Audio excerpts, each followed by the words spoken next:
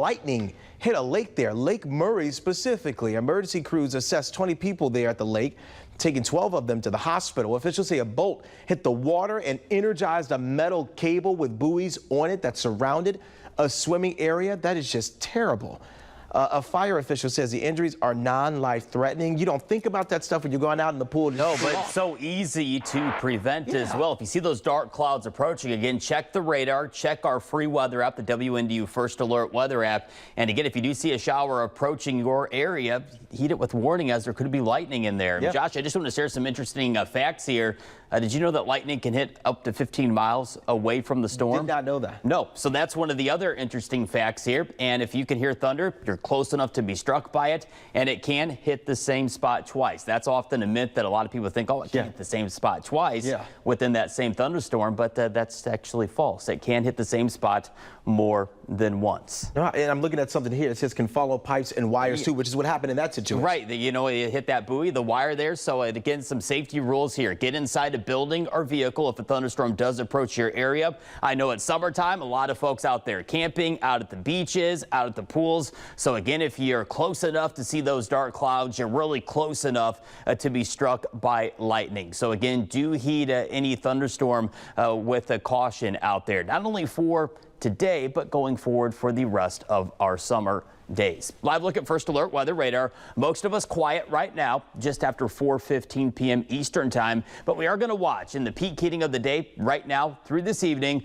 for a few pop-up showers and thunderstorms. You already see a few of them right now between Monticello and Logansport, right along Highway 24. One isolated pop-up downpour right now around Francisville, south of North Judson, just west of Winamac. This will be the theme for the rest of our Wednesday and for the rest of this week, of these isolated to scattered chances of some thunderstorms in the peak heating of the day, just like what we experienced yesterday. Some will get really lucky with some downpours, while others will say, hey, what rain are you talking about, Andrew? And some of this will have some gusts above 40 miles per hour, some very heavy downpours, and of course, lightning again with any shower or thunderstorm for the remainder of this week. Hour by hour with First Alert Weather Future Track. It doesn't get it perfect, but it gives overall the right theory for this evening. Some of us will have another round of downpours. Very heavy rain yesterday fell in Plymouth, over 2 to 4 inches of rain over in downtown Plymouth and in and around Marshall County. And Future Track trying to highlight another round of some hit and miss scattered downpours for this evening overnight.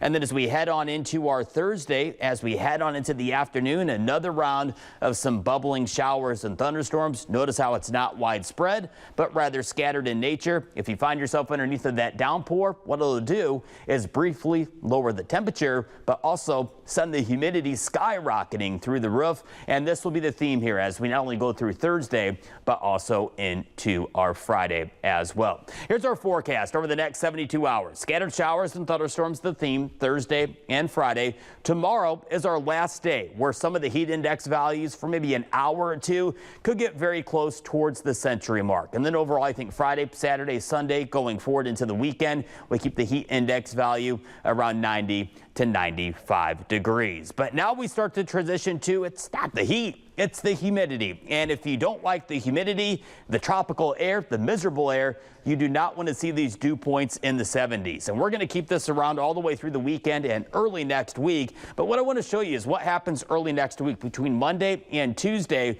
A strong cold front moves on through early next week. And what that'll do is bring back some more comfortable air, some more pleasant air, if you will, by next Tuesday, next Wednesday. Taking a live look at our First Alert weather camera on the south side of South Bend, where they are undergoing putting up the fair rides out at the St. Joseph County 4-H Fairgrounds. It's the 100th year for the St. Joseph County 4-H Fair, and outside of a few isolated storms this weekend, I think overall Friday is our best chance, unfortunately, to dodge some raindrops out at the fairgrounds. And then Saturday, Sunday, outside of a quick 5 or 10 minute shower, Saturday, Sunday should be more pleasant as far as not having to deal with any raindrops out at the St. Joseph County 4-H Fairgrounds. But the heat will be around. Stay hydrated if you're out at the fair this weekend.